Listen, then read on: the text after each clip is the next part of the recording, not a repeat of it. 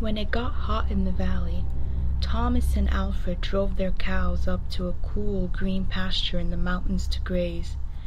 Usually they stayed there with the cows for 2 months. Then they brought them down to the valley again. The work was easy enough, but it was boring. All day the 2 men tended their cows. At night they went back to the tiny hut where they lived. They ate supper and worked in the garden and went to sleep. It was always the same. Then Thomas had an idea that changed everything. "Let's make a doll the size of a man," he said.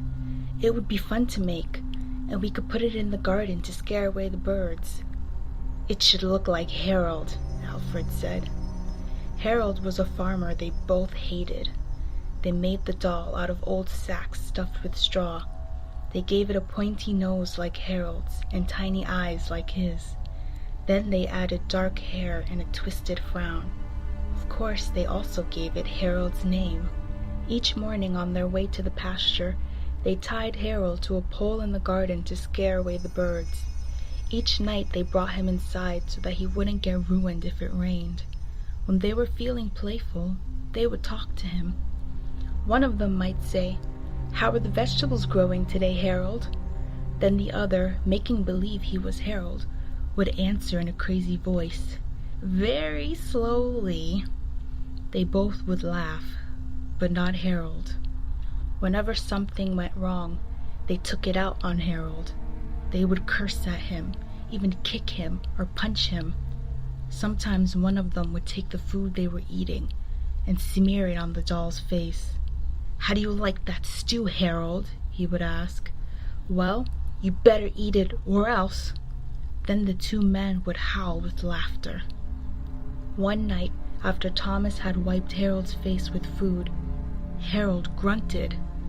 "Did you hear that?" Alfred asked. "It was Harold," Thomas said. "I was watching him when it happened. I can't believe it." "How could he grunt?" Alfred asked. "He's just a sack of straw. It's not possible." "Let's throw him in the fire," said Thomas, "and that will be that." "Let's not do anything stupid," said Alfred. "We don't know what's going on. When we move the cows down, we'll leave him behind. For now, let's just keep an eye on him." So they left Harold sitting in a corner of the hut. They didn't talk to him or take him outside anymore. Now and then the doll grunted, but that was all. After a few days, they decided there was nothing to be afraid of. Maybe a mouse or some insects had gotten inside Harold and were making those sounds. So Thomas and Alfred went back to their old ways. Each morning they put Harold out in the garden, and each night they brought him back into the hut. When they felt playful, they joked with him. When they felt mean, they treated him as badly as ever.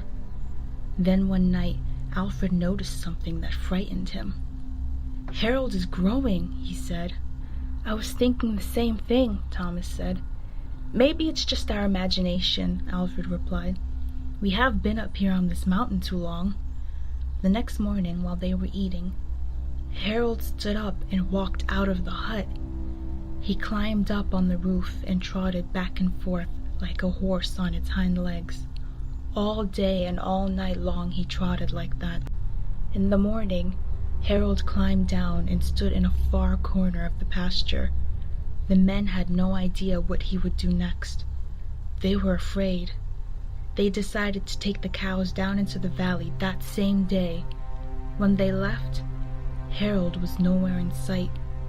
They felt as if they had escaped a great danger and began joking and singing. But when they had gone only a mile or 2, they realized they had forgotten to bring the milking stools. Neither one wanted to go back for them, but the stools would cost a lot to replace. "There really is nothing to be afraid of," they told one another. After all, what could a doll do?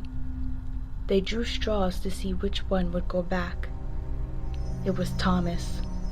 "I'll catch up with you," he said, and Alfred walked on toward the valley. When Alfred came to a rise in the path, he looked back for Thomas. He did not see him anywhere, but he did see Harold. The doll was on the roof of the hut again. As Alfred watched, Harold kneeled and stretched out a bloody skin to dry in the sun.